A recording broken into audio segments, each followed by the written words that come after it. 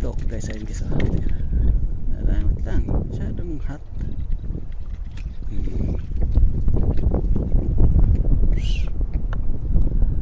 Ikaw ang maswerteng 2026 na huli ko ngayong taon, January 2. Ayun guys.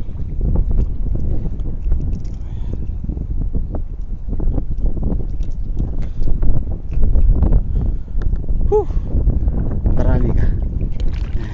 Dumami ka dyan.